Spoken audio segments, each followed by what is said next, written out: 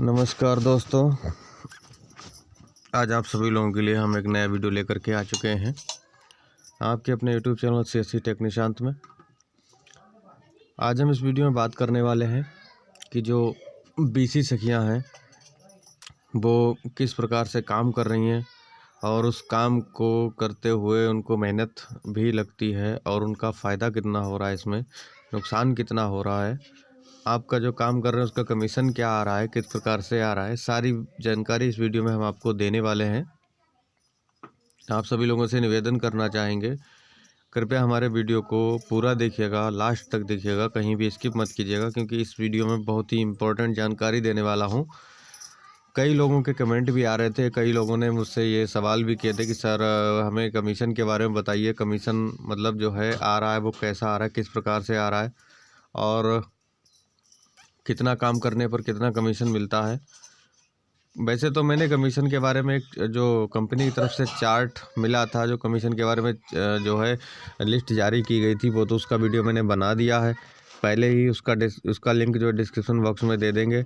लेकिन फिर भी हम आपको कमीशन का जो है एक स्ट्रक्चर इस वीडियो में बताने वाले हैं कि आपको जो कमीशन मिलेगा वो किस प्रकार से मिलेगा, कितना काम करने पर कितना कमीशन मिलता है। और ये बैंक ऑफ बड़ौदा की तरफ से जो स्ट्रक्चर आया हुआ है वो स्ट्रक्चर आपको देने वाले हैं, ठीक है।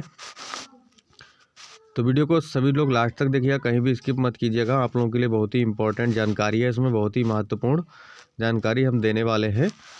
तो सभी लोग, और एक चीज़ और आपसे कहना चाहेंगे, अगर आप हमारे चैनल पर नए हैं और वीडियो को पहली बार देख रहे हैं तो कृपया हमारे चैनल को सब्सक्राइब जरूर कर लीजिएगा और साथ ही बेल आइकन दबा दीजिएगा, ताकि इसी तरह के लेटेस्ट वीडियो हम अपने चैनल पर अपलोड करते रहेंगे, आप सभी लोगों को नोटिफिकेशन के माध्यम से सबसे पहले मिलेगा। और हम इस चैनल पर जो है आपको इसी प्रकार की जानकारी देते रहते हैं, ठीक है। वीडियो को लास्ट तक ज़रूर देखिएगा। चलिए वीडियो शुरू करते हैं, ठीक है। जैसा कि आप सभी लोग देख रहे हैं, इससे पहले मैंने कमीशन का वीडियो बनाया था कि मेरा जो है कमीशन दिसंबर का जो है वो आ चुका है। तो इस वीडियो में आपको यही दिखाने वाले हैं कि जैसे मेरा 3134 रुपये क्रेडिट हुआ है अकाउंट में, तो ये किस प्रकार से हुआ है, कितना हुआ है और कितना लेन देन किया था मैंने, जितना कमीशन आया है, ठीक है। तो इस वीडियो में हम यही बात करने वाले हैं, प्रूफ के तौर पे मैंने आपको बता दिया है। चलिए हम आपको समझाते हैं। कमीशन मेरा आया है 3134 रुपये, ठीक है। और मैंने इसमें लेन देन कितना किया था ये भी मैं आपको बता देता हूँ। मैंने जो लेन देन किया था वो था 20,90,000 के आसपास था। यानी दिसंबर महीने मैंने 20 लाख रुपए का लेन देन, 21 लाख रुपए का मान लीजिए, मैंने 90,000 यह है, मतलब 10,000 कम था, तो 21 लाख रुपए का मान लीजिए। मेरा 21 लाख रुपए का लेन देन था, उसमें हमारा इतना कमीशन आया था। अब आपको हम ये बता देते हैं कि ये कमीशन आया किस प्रकार से है, ठीक है।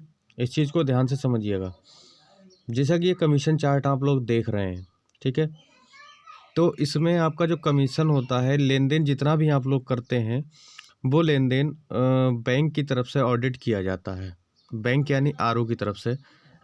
आपका बैंक ऑफ बड़ौदा है, उसका RO यानी रीजनल ऑफिस जो होता है, वो जहाँ भी होता है रीजनल ऑफिस में आपका लेन देन जो होता है वो काउंट किया जाता है, ठीक है।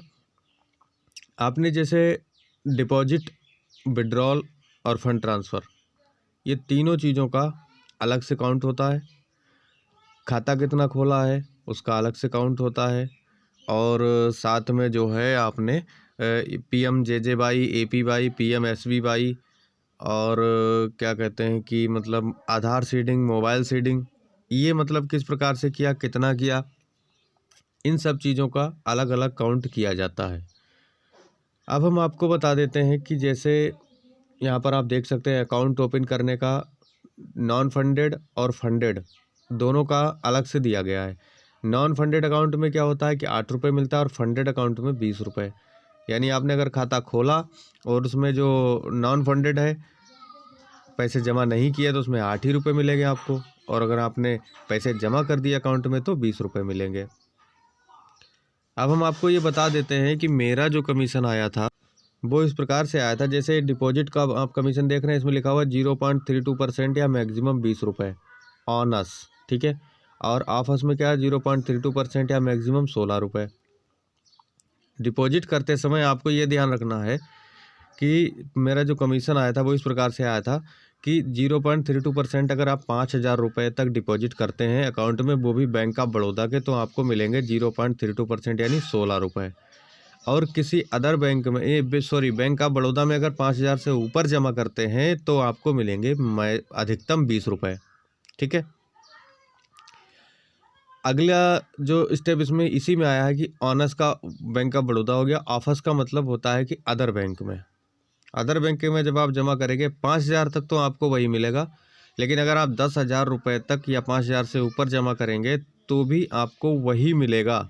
कितना? 16 रुपये। मैंने जो डिपॉजिट किया था मैं आपको बता देता हूँ कि 3,134 रुपये ही कमीशन इसलिए आया है कि मेरा कुछ काम करने में प्रॉब्लम हो गया। 20 लाख का वैसे तो आना चाहिए था, मतलब 4,800 या 5,000 के आसपास, लेकिन 3,134 रुपये आया है। इसमें मैंने अभी तक मतलब ध्यान नहीं दिया है। अब मैं सर से एक चार्ट मांग करके अपनी ब्रांच में पता करूंगा कि कितना रुपए मेरा कमीशन, क्यों इतना रुपए मेरा जो कमीशन आया वो क्यों आया। ठीक है।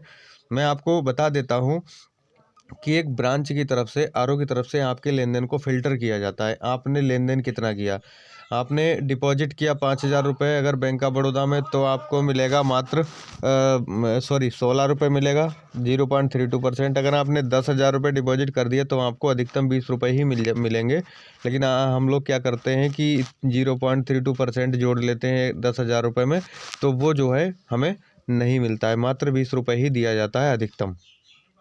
ठीक है। इसी प्रकार से विड्रॉल करने पर यही होता है कि अगर 5,000 रुपये तक अगर आप लेन देन करते हैं तो 0.32% मिलता है, लेकिन अगर आप 10,000 रुपये या मतलब 5,000 से ऊपर जो भी लेन देन करेंगे उसमें आपको अधिकतम 20 रुपये मिलेगा। दूसरा बैंक यानी बैंक ऑफ बड़ौदा के अलावा अगर आप किसी बैंक का लेन देन करते हैं, विड्रॉल करते हैं, तो आपको मिलता है 0.32% 5,000 रुपये पर। और अगर अधिकतम आप लेन देन करते हैं यानी 5,000 रुपये से ऊपर, तो आपको मात्र 16 रुपये ही मिलता है। यानी 5,000 रुपये करेंगे तब भी आपको 16 रुपये मिलना है। ठीक है। और 10,000 का करेंगे तब भी आपको 16 रुपये मिलना है। तो आपको अब ये ध्यान से अपना काम इस प्रकार से करना है कि जैसे आपको अगर 10,000 लेन देन कर रहे हैं तो आप 16 रुपये लेंगे, 5,000 रुपये देंगे तब भी 16 रुपये लेंगे। तो इससे अच्छा आप कस्टमर को 5,000 रुपये ही दे दीजिए। उससे कहिए भैया आप 5,000 ले लीजिए, 5,000 कल ले लीजिए, आपको 2 ट्रांजेक्शन हो जाएंगे 2 दिन में, तो आपको 32 रुपये 10,000 रुपये मिलेगा। वैसे ही आपको 16 रुपये ही मिलेगा। तो ये काम करने का अपना तरीका आपके नज़रिए से देखिए आप किस प्रकार से कर सकते हैं। ठीक है। दूसरी चीज़ आती है आपकी फंड ट्रांसफ़र। फंड ट्रांसफ़र और विड्रॉल, इन दोनों चीज़ों में जो है अधिकतर कन्फ्यूज़न सा रहता है कि सर कितना कमीशन मिलता होगा। इसमें फ़ंड ट्रांसफ़र में कमीशन उन्होंने दिया 0.8% ऑफ अमाउंट या मिनिमम 0.8 रुपये। ठीक है।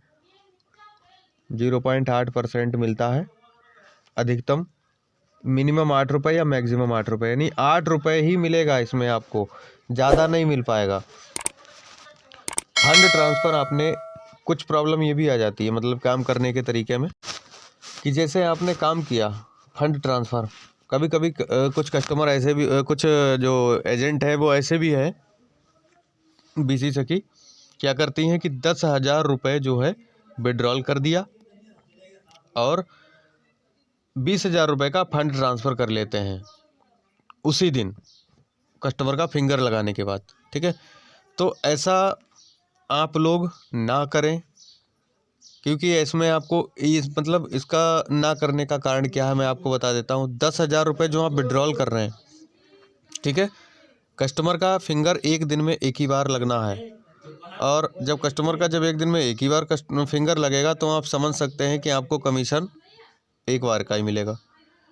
दूसरी चीज़, जब आप फंड ट्रांसफ़र करते हैं तो उसका कमीशन आपको नहीं मिलेगा, क्योंकि वो फ़िल्टर कर देते हैं उस चीज़ को। बैंक ऑफ बड़ौदा की तरफ से आरओ में आपके जो लेन देन है उसको फ़िल्टर कर दिया जाता है। किस प्रकार से कि आपने 10,000 रुपये का विड्रॉल कर लिया, 20,000 का फ़ंड ट्रांसफ़र कर दिया, तो वो 20,000 जो आपने फ़ंड ट्रांसफ़र किया उसका आपको कोई भी कमीशन नहीं दिया जाता है। ठीक है।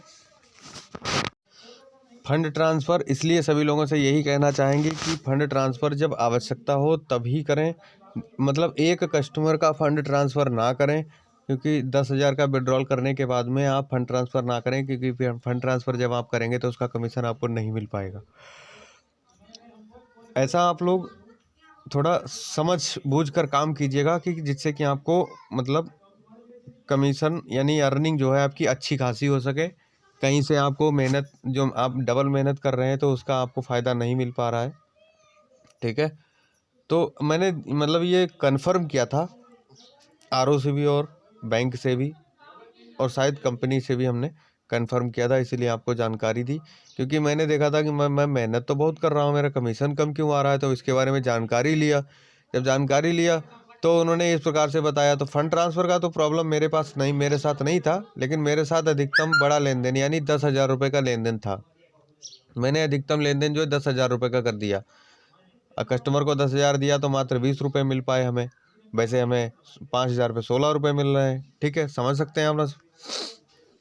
तो यही कारण है हमारा कि इतना कमीशन कम आया है, ठीक है। वैसे मैंने फिर एक दोबारा कंफर्म करने की कोशिश की है, मैं कंफर्म जरूर करूँगा कि और भी अगर कोई समस्या आ रही है तो वो भी सर बताइए, मैं उसको सुधार सकूँ, ठीक है। तो आप लोगों को मैंने जो बताया उसी प्रकार से काम कीजिएगा। अधिकतम लेन देन आप 5,000 रुपये तक ही कीजिए। और एक चीज़ और, कभी कस्टमर का 10,000 रुपये अगर लेने आता है तो उसका 2 बार में विड्रॉल मत कीजिएगा, इसका भी एक इफेक्ट पड़ेगा, आपका कमीशन कम आएगा, ध्यान रखिएगा इस चीज़ का, ठीक है। विड्रॉल आपको एक ही बार करना है।